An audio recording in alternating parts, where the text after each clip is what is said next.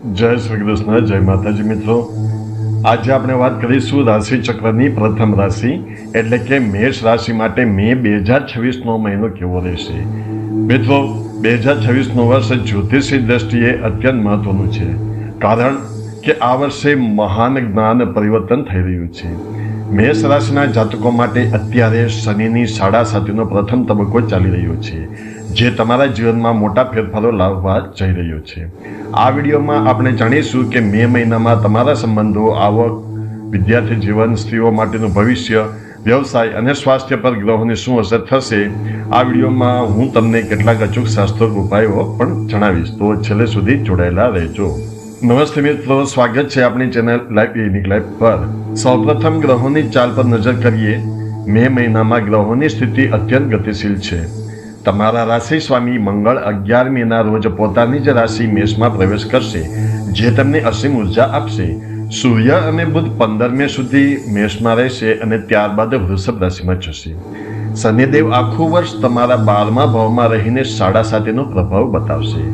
રાહુ 11મા ભાવમાં હોવાથી તમને આકસ્મિક ધનલાભના યોગ બનશે।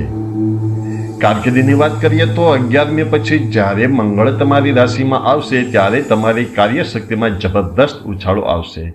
જો તમે સરકારી નોકરી, સંરક્ષણ અથવા ટેકનોલોજી ક્ષેત્રે છો તો તમને મોટા પદ કે પ્રતિષ્ઠા મળી શકે છે, પરંતુ યાદ રાખજો, 12મા ભાવનો શનિ કાર્યસ્થળ પર ગુપ્ત શત્રુઓ પેદા કરી શકે છે।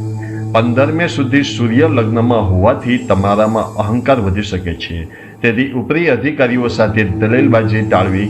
વિદેશી કંપનીઓ સાથે કામ કરતા લોકો માટે આ સમય સુવર્ણ સાબિત થશે। આર્થિક રીતે આ મહિનો આવક વધુ અને ખર્ચ પણ વધુ જેવો રહેશે। 11મા ભાવનો રાહુ તમને નવા સ્ત્રોતોથી ધન અપાવશે। 15મી મે પછી સૂર્ય અને બુધનું ધન ભાવમાં ગોચર થવાથી જૂના અટકેલા નાણાં પાછા મળી શકે છે। રોકાણ માટે 15મી મે પછીનો સમય શ્રેષ્ઠ છે। સોનું અથવા જમીનમાં કરેલું રોકાણ ભવિષ્યમાં મોટો ફાયદો આપશે। જો કે 7.5ના કારણે હોસ્પિટલ કે મુસાફરી પાછળ અચાનક ખર્ચ આવી શકે છે, તેથી બજેટ બનાવીને ચાલવું જરૂરી છે। વિદ્યાર્થીઓ માટે આ સમયગાળો શિસ્તની કસોટી કરશે। કેતુ 5મા ભાવમાં હોવાથી એકાગ્રતામાં થોડી મુશ્કેલી પડી શકે છે। જો કે 11 મે પછી મંગળની અનુકૂળતા ટેકનિકલ અને એન્જિનિયરિંગના વિદ્યાર્થીઓને મોટી સફળતા અપાવશે।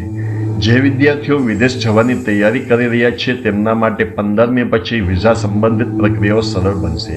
યાદ રાખજો, આ વર્ષે શનિ તમારી ધીરજની કસોટી કરશે, તેથી મહેનત છોડશો નહીં। મેષ રાશિની સ્ત્રીઓ માટે આ મહિનો આત્મવિશ્વાસ વધારનારો છે। સામાજિક સ્તરે તમારી પ્રતિષ્ઠા વધશે અને ઓફિસમાં નવી જવાબદારીઓ મળી શકે છે। કળા અથવા ફૂડ ઇન્ડસ્ટ્રી સાથે જોડાયેલી સ્ત્રીઓને વિશેષ લાભ થશે। પરિવારમાં 15 મે સુધી વાણી પર સંયમ રાખવો, કારણ કે સૂર્યનો પ્રભાવ ઉગ્રતા લાવી શકે છે। ઘરના વડીલોના સ્વાસ્થ્યનું ધ્યાન રાખવું, પરંતુ તેમનો સહયોગ તમને માનસિક શાંતિ આપશે।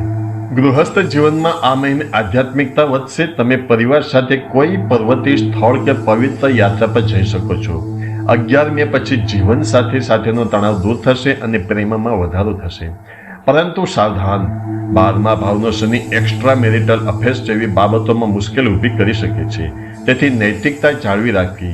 અવિવાહિતો માટે લગ્નના સારા પ્રસ્તાવ આવી શકે છે। સ્વાસ્થ્યની બાબતમાં બેદરકારી ન રાખતા શનિ અને મંગળના પ્રભાવથી પગમાં દુખાવો, આંખોમાં બળતરા અથવા માથાનો દુખાવો થઈ શકે છે। 11 મે પછી વાહન ચલાવતી વખતે અત્યંત સાવધાની રાખવી, કારણ કે ઈજા થવાના યોગ છે। પૂરતી ઊંઘ લેવી અને મેડિટેશન કરવું તમારા માટે રામબાણ ઇલાજ સાબિત થશે। મિત્રો, તમારું રાશિફળ દર મહિનાની 19 તારીખે બપોરે 2 વાગ્યે આપણી ચેનલ લાઈવ યુનિક લાઈફ પર મળી જશે, જે જોવાનું ચૂકશો નહીં। મિત્રો, આ મહિનાને શુભ બનાવવા માટેના ખાસ ઉપાયો નોંધી લેજો। દરરોજ અથવા દર શનિવારે હનુમાન ચાલીસાના 7 પાઠ કરો। શનિવારે સરસવના તેલનો દીવો પીપળા નીચે પ્રગટાવો અને કાળા તલનું દાન કરો। દરરોજ સવારે સૂર્યનારાયણને જળ અર્પણ કરો, જેનાથી આત્મવિશ્વાસ વધશે। મંગળવારે ગોળ અથવા મસૂરની દાળનું દાન ગરીબોને કરો। મંત્ર જાપ ઓમ હનુમંતે નમઃનો રોજ 108 વાર જાપ કરો। તો મિત્રો, મે 2026નો મહિનો તમારા માટે મહેનત અને સફળતાનો સંગમ છે। શિસ્તબદ્ધ રહીને તમે કોઈ પણ પડકારને જીતી શકશો। જો તમને આ વિડીયો ગમ્યો હોય તો લાઈક કરજો અને તમારી રાશિના મિત્રો સાથે શેર કરજો। તમારી રાશિ વિશે વધુ જાણવા માટે ચેનલ સબસ્ક્રાઇબ કરવાનું ભૂલતા નહીં। ઓમ નમઃ શિવાય।